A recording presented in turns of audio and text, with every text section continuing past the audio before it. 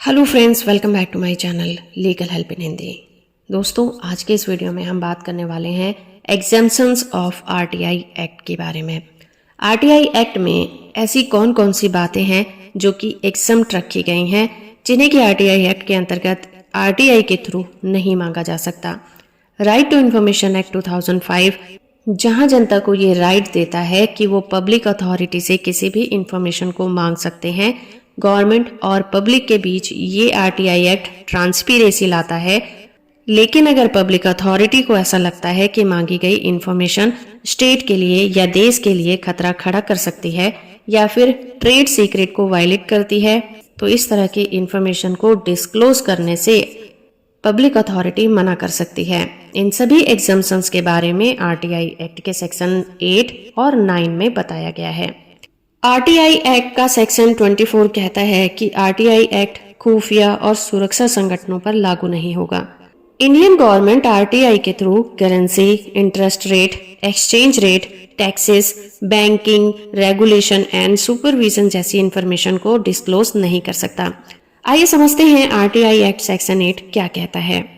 Section 8 में ऐसी information को लिस्ट किया गया है जिन्हें कि डिस्क्लोज करने से छूट की गई है, जब तक कि उसका खुलासा न हो जाए कि उसका यूज पब्लिक इंटरेस्ट के लिए जरूरी है या फिर नहीं।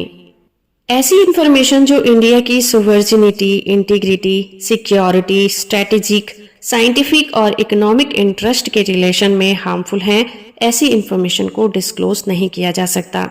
इस तरह की इंफॉर्मेशन जो कि किसी भी कोर्ट ऑफ लॉ या फिर ट्रिब्यूनल के द्वारा डिस्क्लोज करने से मना की गई हैं, ऐसी इंफॉर्मेशन को भी डिस्क्लोज करने पर कंटेम्प्ट ऑफ कोर्ट माना जाएगा।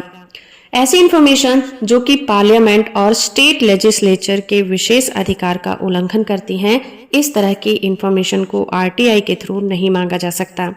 ऐसी इंफॉर्मेशन जो किसी की पर्सनल इंफॉर्मेशन है, जिसका किसी भी पब्लिक एक्टिविटी से लेना देना नहीं है, ऐसी इंफॉर्मेशन जो किसी भी पर्सनल लाइफ पर इम्पैक्ट डाल सकती हैं, ऐसी इंफॉर्मेशन को पब्लिक आरटीआई के द्वारा नहीं मांग सकती। ऐसी इंफॉर्मेशन जो किसी के ट्रेड सीक्रेट या फिर इंटेलेक्चुअल प्रॉपर्टी से रिलेटेड हो, डिस्क्लोज करने से किसी थर्ड पार्टी को नुकसान हो सकता है, इस तरह की इंफॉर्मेशन को आरटीआई के थ्रू डिस्क्लोज नहीं किया जा सकता। ऐसी इंफॉर्मेशन जो किसी भी व्यक्ति के लिए अवेलेबल हो सकती हैं, लेकिन कॉम्पिटेंट अथॉरिटी सेटिस्फाई ना हो कि उस इंफॉर्मेशन को डिस्क्लोज करना सही है, तब तक इंफॉर्मेशन को आरटीआई के थ्रू डिस्क्लोज नहीं किया जाएगा। ऐसी इंफॉर्मेशन जो किसी व्यक्ति के जीवन या शारीरिक सुरक्षा को खतरे में डाल सकती हैं, उन्हें भी आरटीआई के थ्रू डिस्क्लोज नहीं किया जा सकता। ऐसी इंफॉर्मेशन जो कि ऑफेंडर की इन्वेस्टिगेशन और एप्रीहेंशन को रोकती हैं, इस तरह की इंफॉर्मेशन भी आरटीआई के थ्रू नहीं मांगी जा सकती। आइए समझते हैं सेक्शन 9 को। आरटीआई एक्ट का सेक्शन 9 एक तरह की इंफॉर्मेशन को डिस्क्लोज करने से रोकता है। ऐसी इंफॉर्मेशन जिसमें स्टेट के अलावा किसी दूसरे व्यक्ति के कॉपीराइट का उल्लंघन हो, उन्हें डिस्क्लोज नहीं किया जाएगा। इसके अलावा सेक्शन 24 में exempt human rights violation and corruption schedule में बताई गई खुफिया और सुरक्षा संगठनों को आरटीआई एक्ट के दायरे से अलग रखा गया है। तो दोस्तों, इस वीडियो में हमने डिस्कस किया आरटीआई एक्ट के सेक्शन 8 और 9 को, जो कि एग्जम्पशन अंडर आरटीआई एक्ट की बात करती है। होप कि आपको ये वीडियो पसंद आया होगा।